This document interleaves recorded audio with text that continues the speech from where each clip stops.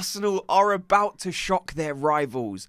I know you guys have even heard these guys looking at Arsenal and rubbing their hands together and saying, this is the start of the Arsenal collapse. Looking at Arsenal's next few fixtures and dreaming of an Arsenal slip-up. And I love to be the one to break it to them, but I don't see that happening. There are genuine reasons as to why Arsenal can feel so confident going into these games. And I want to address not the panic, but the slight worry from Arsenal fans, because I understand it, right? You look at these next few games and you think, without Gabriel, this is going to be difficult. And I would 100% agree. But I also have to say that it's been difficult without players like Madueke, Martin Ødegaard, Havertz, Jesus, Martinelli. There's so many examples of these Arsenal players missing huge fixtures and Arsenal this season being able to grind out these results. I know if we focus solely on the Premier League, you look at them next two games and you think Tottenham and Chelsea.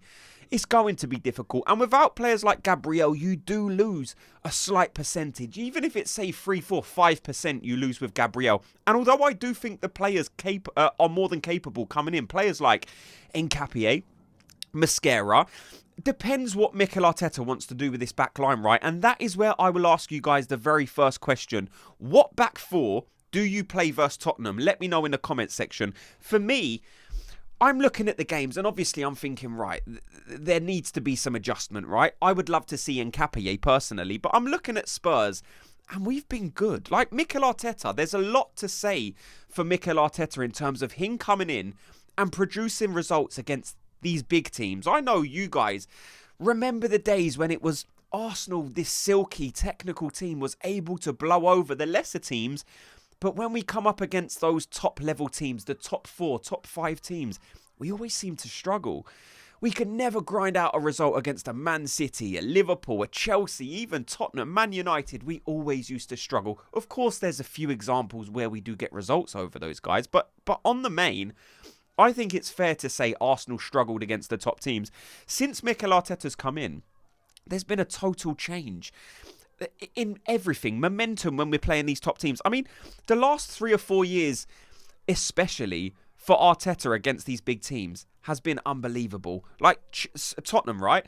Last 7 meetings against them in the league, we're unbeaten. 1-6, drew 1.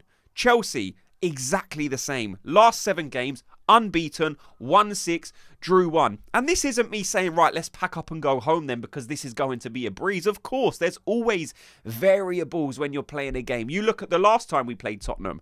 Son scored, they went 1-0 up. Luckily, we clawed it back. Gabriel was a huge part of that, of course, so we need other players to help out in those moments. But I'm just saying, it's not doom and gloom.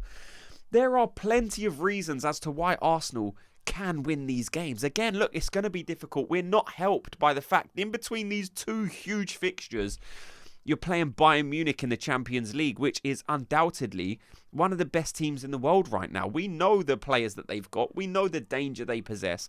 And for a game like that, you need to have your best team available.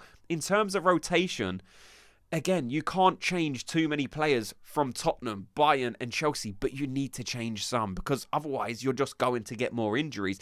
So the back 4 against Tottenham, again, this isn't my full breakdown video on Arsenal versus Tottenham, by the way. I will do that slightly closer to the game. But there are so many talking points that the defence is something we can touch on in today's video, right? I think that's fair to say that most of us would put, I don't know, Miles Lewis-Skelly at left back, for example. Well, I think you would. Like I said, let me know in the comment section. This is my back 5 that I play. I play David Raya in goal, obviously. Right back, Yuri and Timber.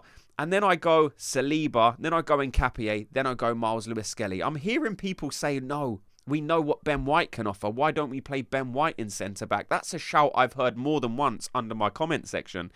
If that's something you agree with, let me know. For me, it's just too much of a risk because although Ben White is a centre-back by trade, you know, he was a right centre-back and now he's primarily a right-back. So playing him in that left centre-back role, I think just, I don't know, he could get caught flat-footed because you want a left-footed player in that area. Nkapie for me is the perfect choice.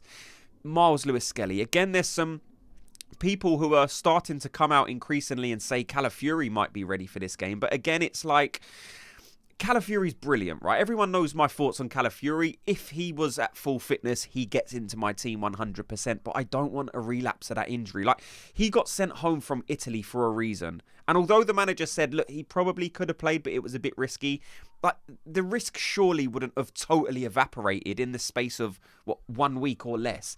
So it's kind of them ones where it's like, it's a big game. Do you throw him straight back in? And look, the medical professionals, Mikel Arteta, all these guys will know more than me. So if Calafiori is fit to play, like 100% fit to play, then you play him. And then it will be Calafiori and Capie, Saliba and Timber. Again, that is still an unbelievable back four. So to the people who are panicking and saying, look, we're without Gabriel, I'm not sure, like, this is going to be even more difficult.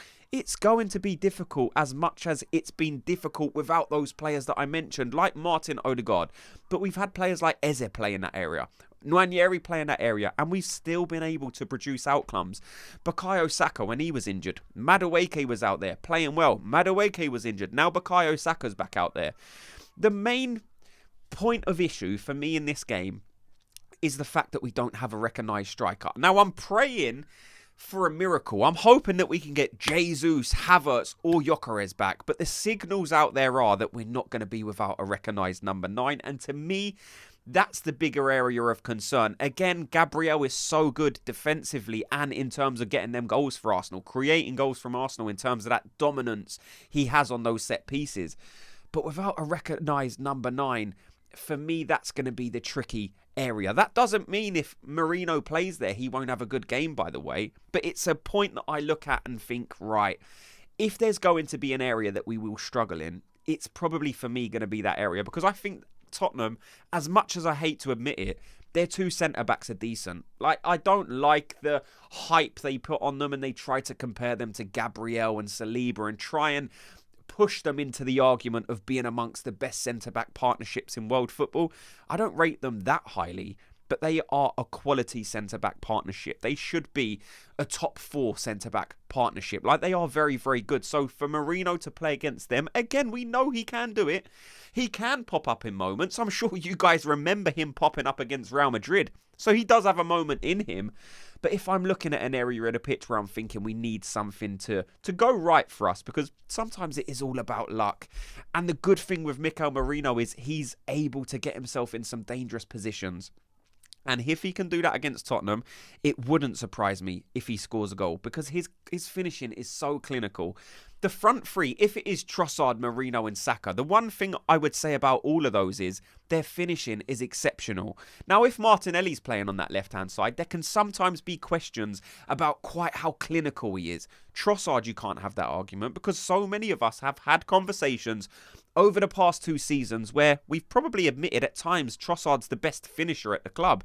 There's been moments where Trossard has pulled a moment out and you think your finishing is unbelievable. Merino has a bit of that about him. Bukayo Saka certainly has that about him, because how many times has Saka pulled out a moment for Arsenal? So that front three is more than capable. And then when you pair that with the midfield, with the defence, I'm slightly less worried when I start to look into this game and break it down. Again, in a perfect world, I would have all these players available.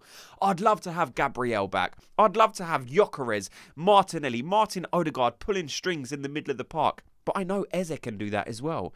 Again, his performances might not be what everyone's expecting so far. He might not be as silky as Ødegaard in moments, but he's effective and he's growing into that role. So, again, Trossard, Saka, Merino, I think there's goals there.